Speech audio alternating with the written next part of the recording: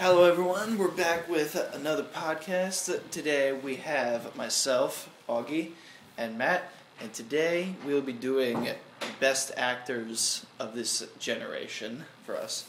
There are many actors to choose from, countless ones, and only actors today, not actresses. We'll do them another day, but for now, we're going to pick our top 10 favorite actors of this generation. Unfortunately, Matt's in the bathroom right now, so I'll start with my number 10. At number 10, probably, the newest comer on this list, Michael Fassbender. It's just every movie he's been in. His first movie is 300, and I didn't even know he was there in that movie. And then when I went back and watched it again, after I seen his recent movies, I was like, oh yeah, he's in it. And he's just as great in that as he is now. And then he's got Glorious Bastards, he's got X-Men, A Dangerous Method, and then Shame, the movie that brought him his acting cred. He's a very versatile actor. He's played a multitude of roles. Easily one of the best things about the newest X-Men movie. And I hope he gets more roles in the future. Maybe it's James Bond. Come on, he can be James Bond. He's my dream pick for James Bond. And now Matt's here with his number 10. You just started? I picked Fassbender.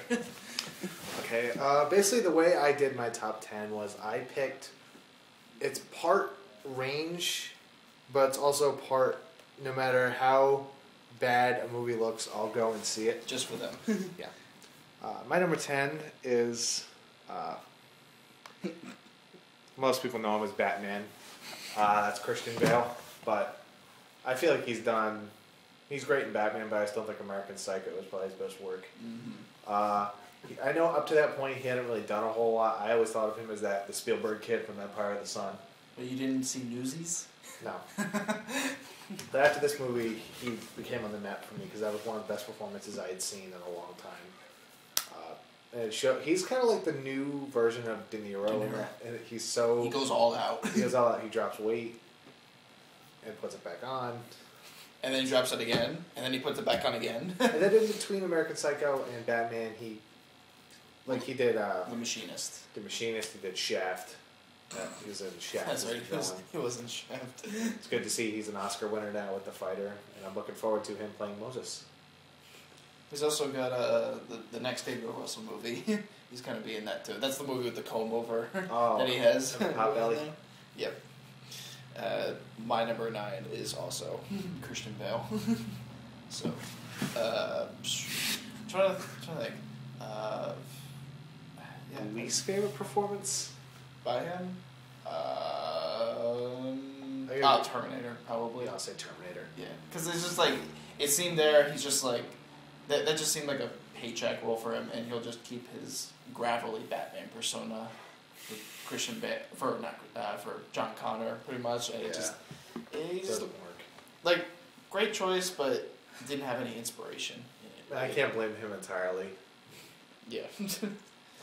See his rant. I thought even though I wasn't crazy about Public Enemies, I thought he was really good in that too. Actually, I thought he was one of the weaker parts of that movie. Yeah. I felt out of all the leads, the 3 leads, he was the weakest. My number 9 is actually Michael Fassbender. I seriously hope we're not doing this throughout the whole show. Oh, Jesus. Came out of nowhere a couple years ago with 300? 300 and Glorious Bastards, and I still think he was robbed for Shame, but probably my favorite work of his. X-Men would probably be a close second. Prometheus, he's the best part of the movie. I forgot about Prometheus too. Definitely. He kind of reminds me of he's a very classically trained actor. I think it shows. Mm-hmm. And he doesn't seem like the kind of guy who would do something for a paycheck. It seems like he picks projects that he's interested in. That's what he does. He definitely, like the blockbusters he picked, have had stronger, if not execution, stronger like ideas or like premises behind them. Certainly More interesting stuff. At my number 8 pick, he's been around a while. In fact, since the 70s, but he's arguably going just as strong now as he was in the 70s and the 80s. And in fact, he's probably in his best roles in the last 20 years or so, and that's Jeff Bridges. I mean, come on. He's been working ever since, like I said, 70s, but then in the 90s you have Fabulous Baker Boys, The Fisher King, Big Lebowski, The Contender, and then you get into the 2000s, Seabiscuit, Iron Man, Crazy Heart, True Grit, and one of the better things of Tron Legacy. And he just has this kind of like laid back persona. He's like the everyman actor because he's not great looking, but he's really good. I would have put him on my list, but the way I did mine, I tried to pick actors who pretty much from the late '80s on. Yeah. I mean, he's one of my favorite actors working today, but it's funny you mentioned True Grit because my number 8 is an actor who wasn't that. And if you would have told me 25 years ago that the Goonies would be Josh Brolin's my number 8.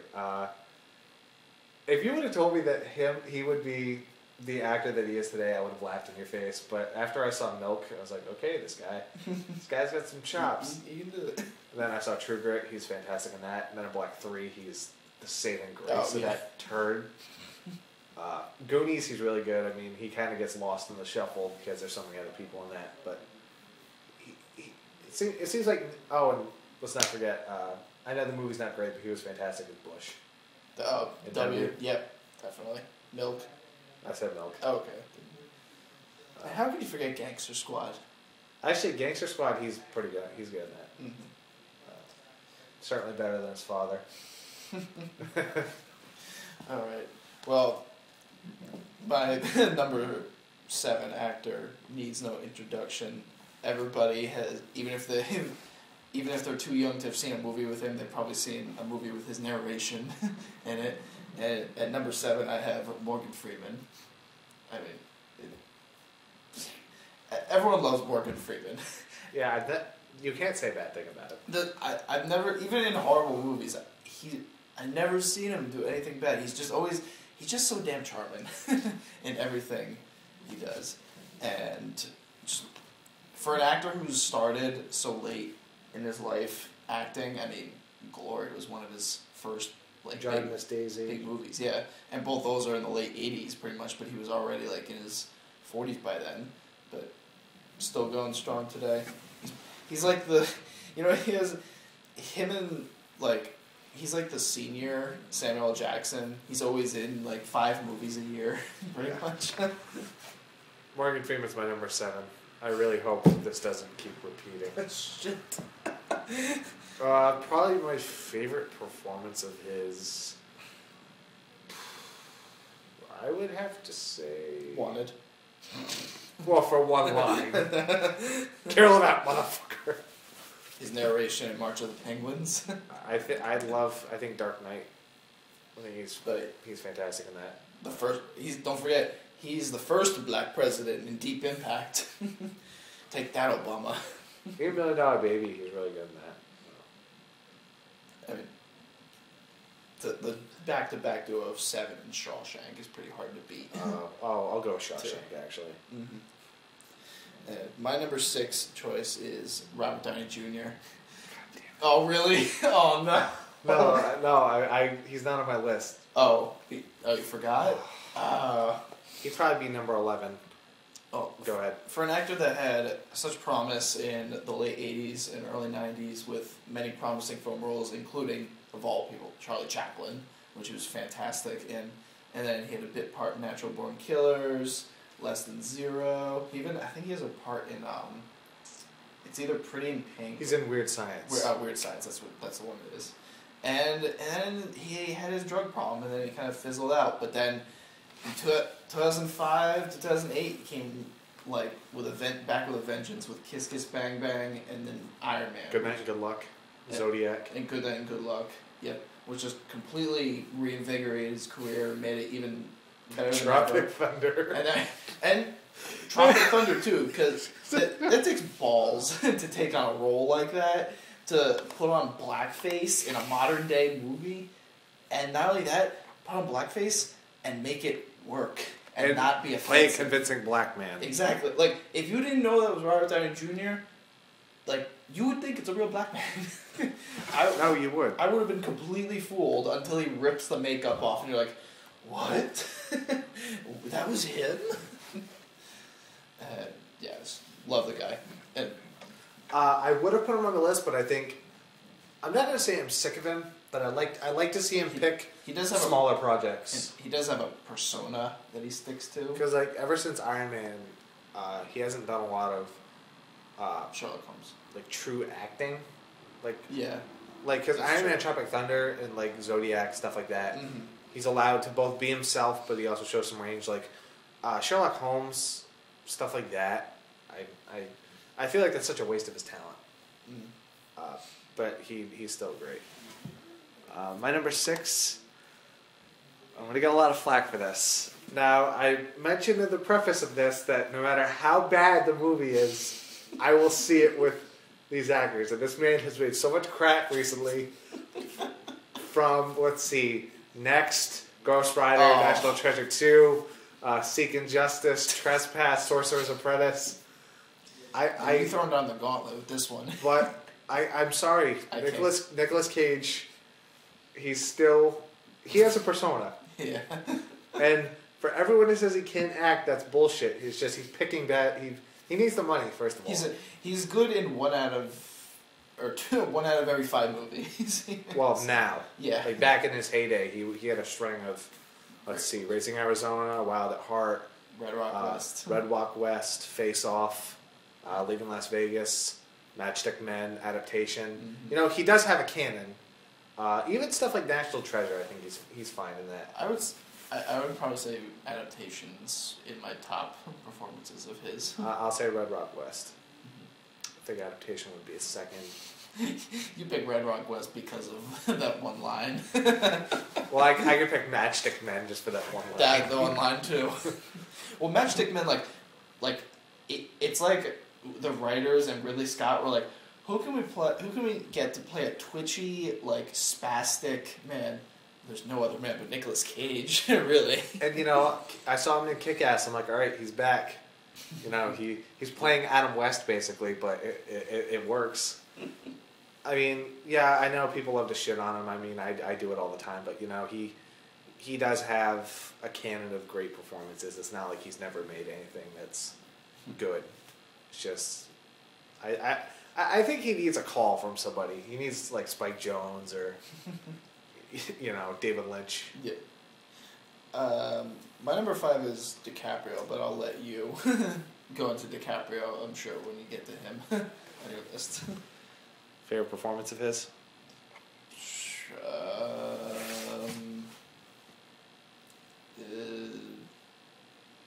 I haven't thought about it, but at the top of my head... Departed, if you had to pick one? Either Departed or Aviator. Because The Departed... Okay, like with The Departed, he's so like not unhinged. He's not twitchy, but he's like a ball of nervous energy, like waiting to explode, and you're so even if the scene itself is intense, you're so tense just like watching him because he looks like he's about to like have a nervous breakdown like at any moment in it. My next actor is pretty much the new Nicolas Cage as far as being just crazy in every movie. He's playing Zod in the new Man of Steel. I have Michael Shannon as my number 5. Even though he's only made a handful of good stuff, I think he's the kind of guy who picks a script and he goes, all right, I can elevate the...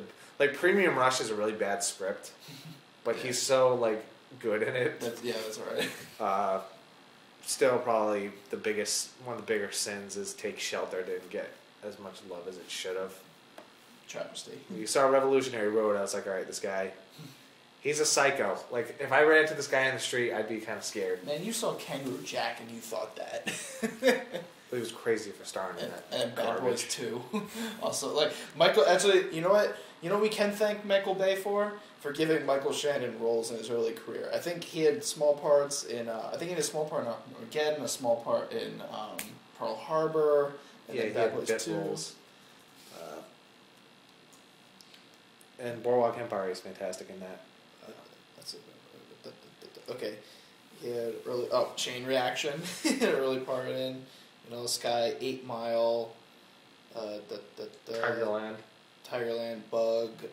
You know what? My first movie I ever saw him in was Bug, and that was like before. Oh, that's the Billy Friedkin movie, right? Yep, and that was like the first movie I ever saw of him. It was like years before Take Shelter and Revolutionary Road, and I thought, damn, this guy is fantastic. Before The Devil Knows You're Dead. Yep. Really done that. Bad Lieutenant. Oh, speaking of Nicolas Cage, that's good, crazy Nicolas Cage. Exactly. Shoot him again. His soul is still dancing. Okay. My number 4. Neil before Zod. He's the only guy who, if he said that, I wouldn't be mad. My number 4 actor has also, like Robert Downey Jr., had a bit of a career resurgence recently. Only in a genre I wouldn't have expected him to have a resurgence in, action movies. But before he was in action movies, he was in such great movies as Schindler's List and Rob Roy, and that is Liam Neeson. Because nowadays you just don't want to fuck with Liam Neeson. Like he's like one of the like in it, most of his movies like before Taken, like he's one of the even in Taken, he's one of like the nicest actors. Like you just he's a humble guy. He's a very humble guy. You just want to be friends with him. In Love, he's great in Love Actually, and all of a sudden Taken comes along and he's like freaking like karate chopping guys like in the throat and like beating the shit out of them and shooting them, and you're like, damn. I'm not messing with this guy. And then top it off, he's punching wolves afterwards. Let's see. He was Darkman. He was a Jedi. He was the voice of a lion. He trained Batman. Actually, that's the funny thing. People are saying like, oh, like Liam Neeson, he's just becoming a badass. No, Rob Roy, Darkman, Schindler's List. Schindler's List. He played a Jedi. For God's sake, like he's been in action movies. Oh, he was in Krull. That was one of his first roles. Deadpool. Yeah. The Dirty Harry movie. Yeah. The Mission. So bad. Les Miserables. He was in the '90s version of Les Miserables. Haunting. We can forgive him for The Haunting. Kinsey. Kingdom of Heaven. Great Kingdom of Heaven, and of course Batman too, because. We need all the great actors on my list, including Morgan Freeman, to be in a Batman movie. And Christian Bale. Christian Bale, yeah. You have Gary Oldman on your list. I do. I do.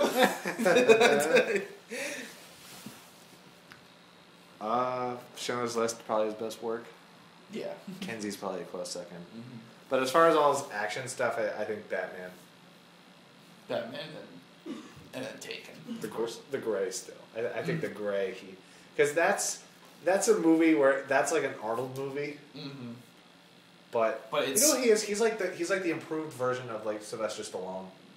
Like he's believable as an action star, but he has some acting chops. He has a very he's not one-dimensional, soulful presence. Like there's a scene where he in The Gray where he's like it's pretty much just him at the end of the movie, and he has this like monologue. Like I guess he's like, if I remember correctly, I think he's like speaking towards like God. There's like a light that he's looking at. Yeah, and I was like, wow, this is why Liam Neeson is one of the great actors of our time. Speaking of great actors of our time, this next actor is probably my favorite character actor working. Second favorite character actor. But he's one of those actors who I don't think he's ever made a bad choice. And he's pretty much the Academy's go-to guy for supporting roles. That's Philip Seymour Hoffman. He's quite the talent. Whether it's Boogie Nights, actually he was in Patch Adams, but Twister. Oh God, Red Dragon. Hey, he's good in Red Dragon. Yeah, like Red Dragon, all the actors are great. It's just the director was incompetent. Then Capote rolls around, and after that, he's had a string of great. Let's see, Capote, Before the Devil Knows You're Dead, The Savages. Doubt, Charlie Wilson's War, Boogie Nights. The That was Master. a while ago. I'm going to shock everyone by saying The Master is, I think, his best performance. robbed of the I Oscar. actually might have to agree with you on that. Because like Capote, he's great, but it is a caricature kind of. It's a personality. Personality. Like the Master, it's a character that's written from the script, and he interprets it however he will. Mm-hmm. And he has that whole scene where he's like bitching off that To Laura Dern. the doubter. Oh, the doubter, yeah. I remember. Well, but there's a part, or I think it's like a little bit earlier. It's like a couple minutes earlier than that, where like Laura Dern is also. No, that's at the end. Questioning. That's close to the end. Oh, okay. But she's like questioning him, and he's like kind of having a normal conversation, and she says like one thing, and all of a sudden he goes crazy. All of a sudden, he just goes ballistic, like in an instant. Pirate radio. You know, he's Pirate Radio. he's one of those actors who I'd watch him in anything. Mm-hmm. He needs to team up with my number 3, and that would be like the acting duo of the decade. My number 3 actor is certainly an actor you can judge by his voice because he always talks like this in a very detached manner. He's able to talk without actually letting his lips touch his teeth. And that is Alan Rickman. I mean, look, his first movie that he ever did, Die Hard. He's one of the top 5 villains. American movies. Well, it's actually his first movie because all his other stuff is like BBC, like TV series. True. So, but then it's like, what a debut right there. Got one of the top 5. I'll say he's the best action movie villain in history. And then after that too, also have personally one of my personal favorite other villains too, and one I don't think gets enough credit. Sheriff of Nottingham. The Sheriff of Nottingham. Why a spoon, sire? Because it's dull, you twit. It'll hurt. Loxley, I'll cut your heart out with a spoon. And then... Hello. You've reached Alan Rickman. And then, of course, he's Snape in Harry Potter. And Galaxy Quest. Sweeney Todd. By Grabthar's hammer. What a savings. And then, for a guy so well known for being a villain and he's asshole, played a good guy. He's sensibility. He's a very good. Yeah, I was gonna say, like when he dials it down, he can be a really good, like, relatable guy. Sense and Sensibility. Again, Love Actually, also with Liam Neeson in it too. Dogma, and he's one of the better parts of Alice in Wonderland too, as the caterpillar. Well, he's like the main choice for that part. Dogma is so funny. Dogma as the angel. Yes, I brought up Dogma. Yeah. But he is good in Dogma. No, he is. My number 3 is arguably the greatest actor working today, even though he picks one movie every couple of years. Daniel Day-Lewis. The man's a god, basically. He is one of the he's the ultimate guy who I will watch anything he's committed to. Like I've seen every movie he's in, and I've never seen him phone it in. Mm-hmm.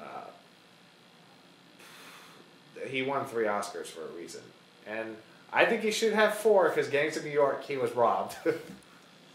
For some reason they put him up for Best Actor and not Best Supporting Actor. Wait, you said he's arguably the best actor working today, and he's your number 3? Well, there's a difference between best and favorite.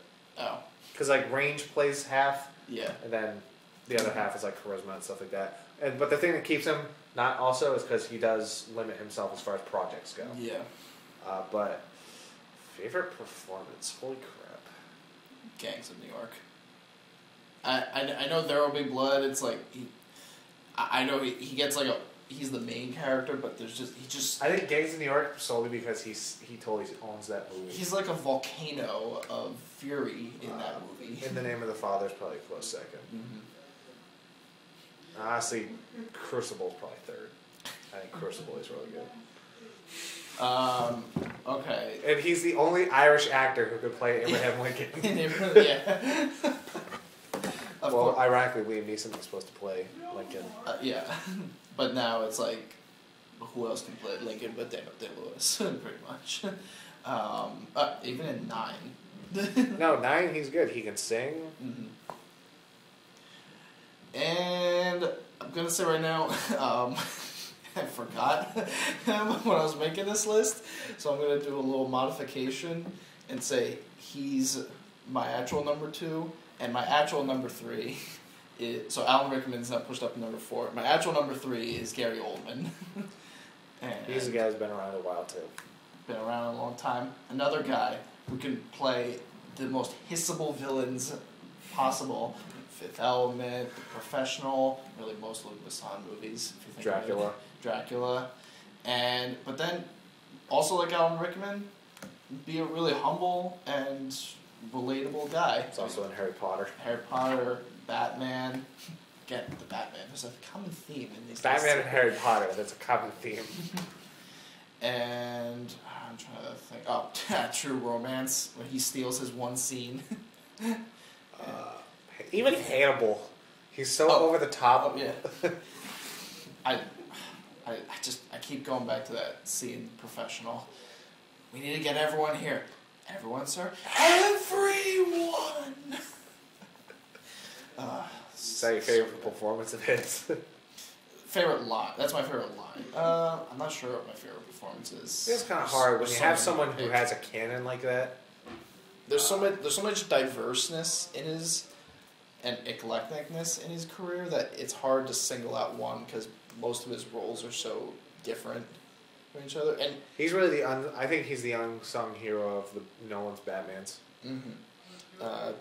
Tinker Soldier Spy is great also. Kung Fu Panda 2. Kung Fu Panda 2. That's right. Contender. That's right. Oh, the Contender and that freaking hair. He's even a great director with Nil by Mouth. Oh, Air Force One. Get off my plane. JFK. Mm-hmm. Played Lee Harvey Oswald. State of Grace is great in. Rosencrantz and Guildenstern are dead. Firm. Yep. All good stuff. And, like I said, Daniel Day-Lewis number 2. My number 2, I mentioned Philip Seymour Hoffman being my second favorite character actor. My number 2 is my favorite character actor. And he's a guy that if you look at him, you wouldn't think he's an actor or a star. But it's Paul Giamatti. He's the ugly duckling of Hollywood. he's the guy you think you would never expect him to be in movies at all, or be in like so many like big Hollywood movies. But he's made good with what the Lord gave him. Let's see, American Splendor, Big Fat Liar. Yes, I did go there. The Hangover Part 2. Hangover 2, Ides of March, Sideways, Cosmopolis, Block of Ages. He's got a lot of really good stuff, but I still think Sideways is his. That's him. That is his. That's him at his apex, because that's a despicable character from a screenplay standpoint. He's depressed. He's down on his luck. He steals money from his mother. Not drinking any fucking Merlot. So that big jug, and he just downs it all. It's all right. It's all right. His mother died. I forgot about Big Fat Liar. He's the star of that movie. Yeah. Oh, man. Well, now we're down to our favorite actors. Number of this generation. one. And my number one actor of this generation, or at least for me, is Denzel Washington. How did I forget Denzel? Oh Lord. There's just something about it. Every time you watch him, you feel like there's just this fire in him. He's so much like. Why? Because he's black. Shut up. This passion in him, like driving it forward. Like especially his early '90s and late '80s stuff. Every one of his performances just has so much like just drive and like energy in it. I mean, Cry Freedom, Glory, Malcolm X, Mo Better Blues, Much Ado About Nothing, Crimson Tide, Devil in a Blue Dress, Courage Under Fire, He Got Game, The Hurricane. That like a Training Day. Training Day, exactly. Training American Day. Gangster. Remember the Titans. Remember the Denzel. The Antoine Fisher, Man on Fire, Manchurian Candidate, Inside Man. It's just a string of just like great performances and great movies. Flight. He's never phoned it in. I've never seen him, be lazy or. And he's got that lifeblood where he doesn't age. That's right. But Any honorable mentions? He's even a decent director too. Great Debaters. Great Debaters, Antoine Fisher. I feel like there's one other. Nah, I guess those just those two. Favorite performance, you said? Well, honorable mentions of who came just shy of making the list. Well, you just said Paul Giamatti. Hoffman. Hoffman, Michael Shannon, Tom Hardy, Christoph Waltz, Johnny Depp. Tom Hanks. Yep, Tom Hanks also. Edward Norton. Yep. Damn it. Brad Pitt. Yeah, I mean, he's an honorable mention, yeah. And Samuel Jackson. See, Sam Jackson has passion too. He has the passion for being angry. Angry and having the best saying of motherfucker. I love how every movie he's angry. But it's like, I think angry... Even the movies where he's not angry, like Black Snake Moan, there's a scene where he turns angry. It's like he didn't go crazy in Chasing Lanes until the second half of the movie. He's angry in Jumper. Mm-hmm. I mean, I'd be angry if I had to work with Hayden Christensen. And have white hair in that too. Oh, and Willem Dafoe also, let's say. Actually, speaking of ugly dumplings, I think he's the ugliest guy getting work today. So what's your number? Oh, that's right. How was that? Why am I asking you what your number one is?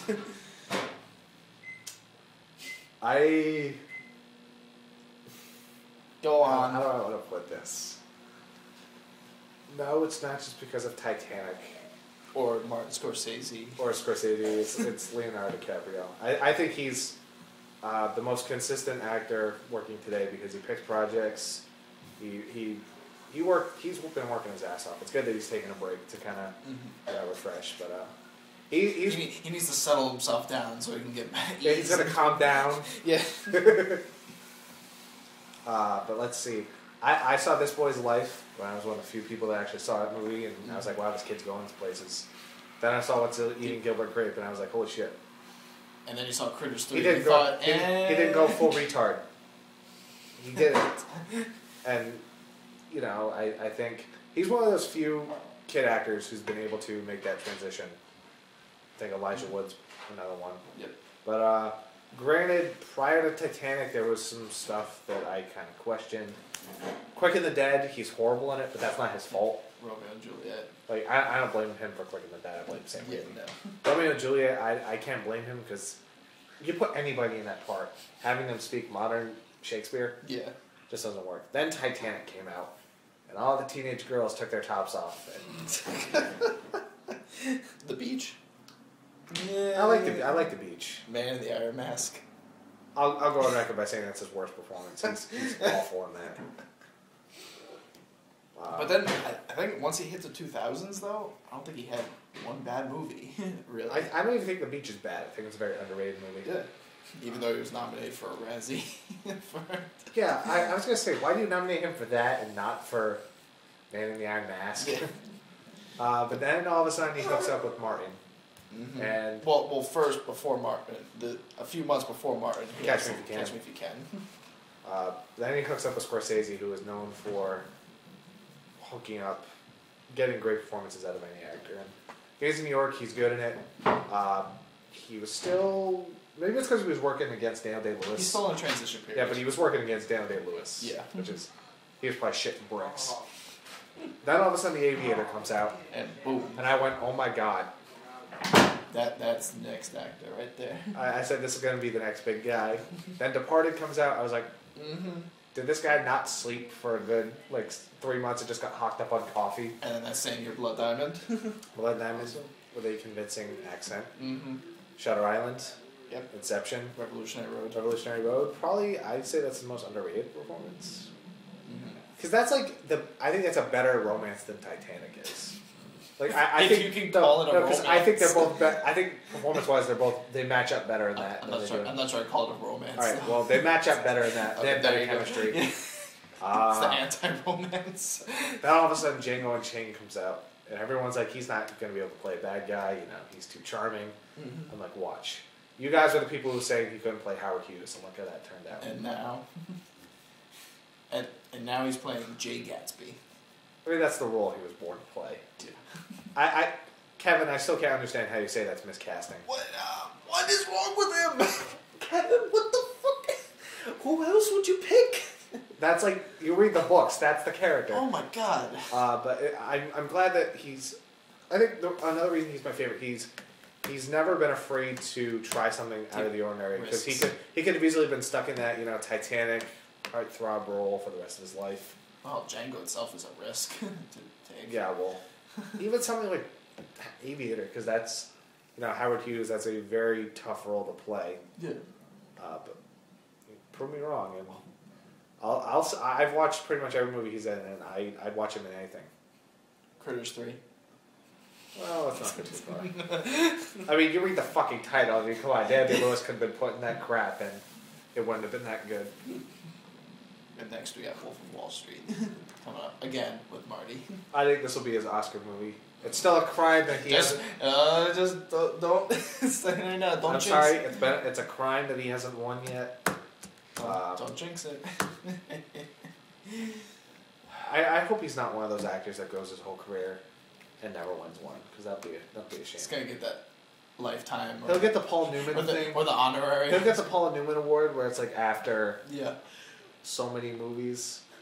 But yeah, can't be that shocked if you know me. Mm-hmm. I shouldn't have asked. Some other honorable mentions: Ed Harris, another great character actor. Mm-hmm. Will Ferrell, if you're talking about comedians. Jim Carrey still.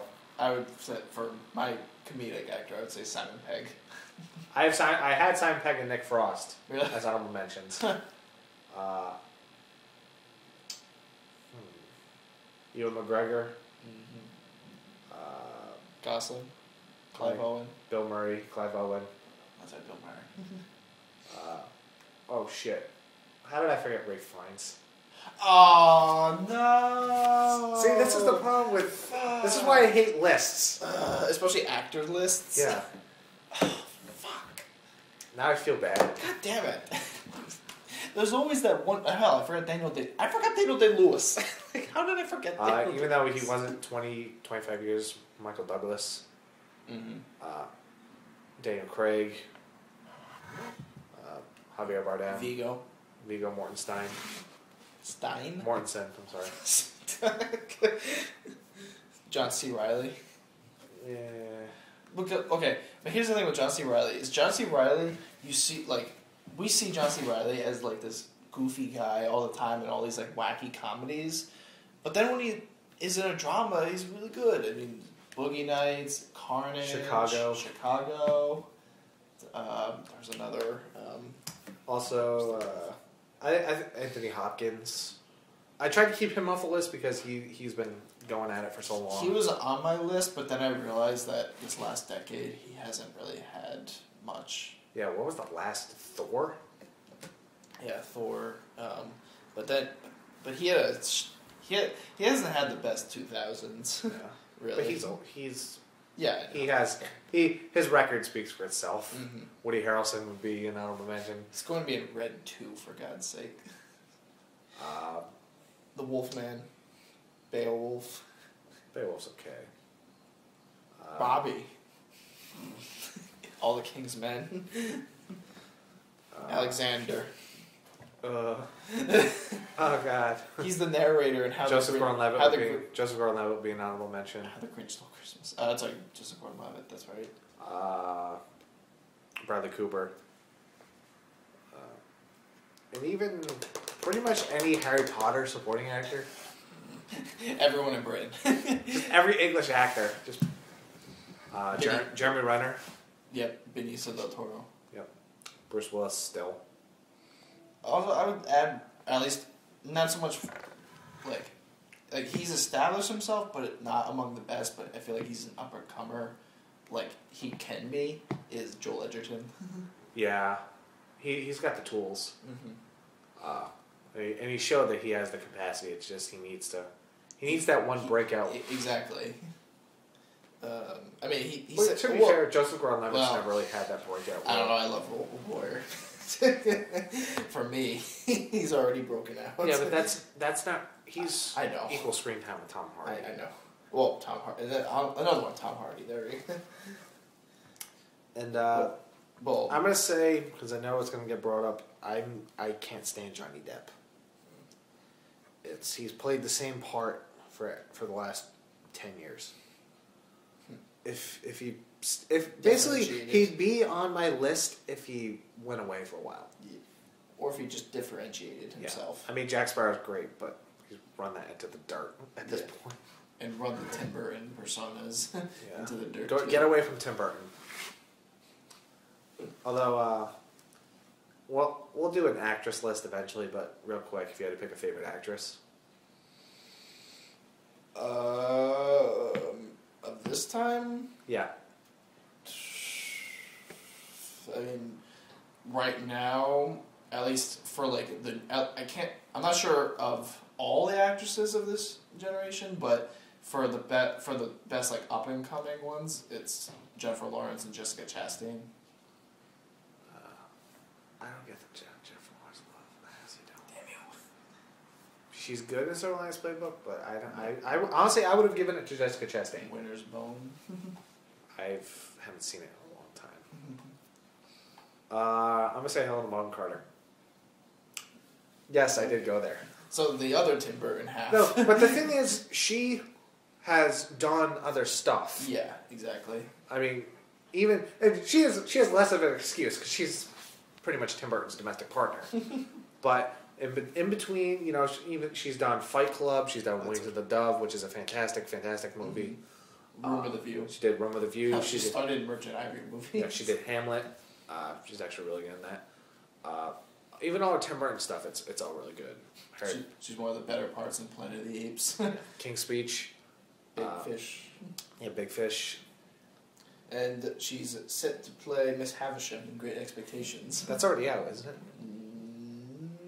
It's in 2012. Oh, in Britain it was, but not here. And of course, the bitch herself, Harry Potter. Harry Potter. Oh yeah, that's right. Of course. I can't turn it back. She's the character that everyone hates more than Voldemort. Well, her and Umbridge. Umbridge, yeah, exactly. As far as up and coming, like this generation, Rachel Weisz and Marion Cotillard are my two big ones. Mm-hmm. They look like long lost sisters, first of all. But I think Marion Cotillard, I think she's the female Daniel Day-Lewis.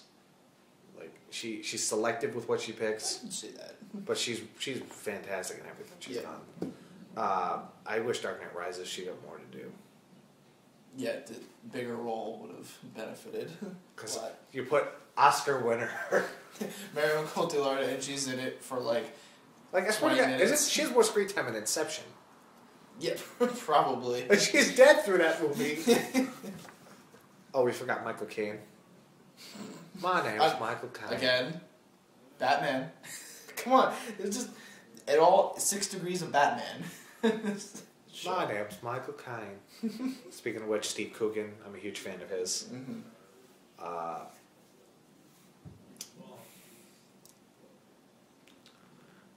Rooney, I like Rooney Mara. Rooney Mara's she's good. Andrew Garfield. Mm-hmm. If you're talking about up and coming guys. Yeah. Recently, Mark Ruffalo. The Avengers. Sacha Baron Cohen. Well, not just the Avengers. Kids Are Alright. Kids Are Alright. Shutter Island. Mm-hmm. I Heart Huckabees. Eternal Sunshine.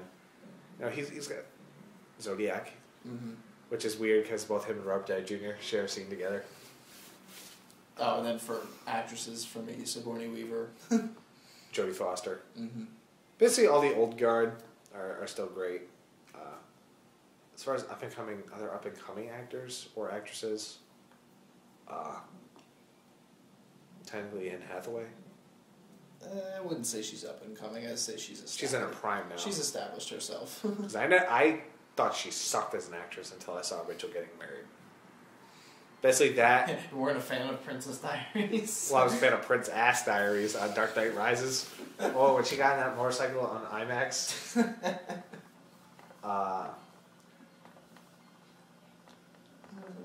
Yeah. Jennifer Connelly is still a favorite of mine. I don't care what everybody says, she's still hot. Well, what has she done recently besides Day the Earth Stood Still? I don't know. Yeah. We're talking about all time. Okay. With Labyrinth. Requiem with a Dream. Hulk. Yep. Beautiful mind. Bring the Hulk full circle on this one too. Sam Elliott. Mm-hmm. You gotta have the American Cowboy. That voice. And even though he's defined to Sam Raimi films, Bruce Campbell.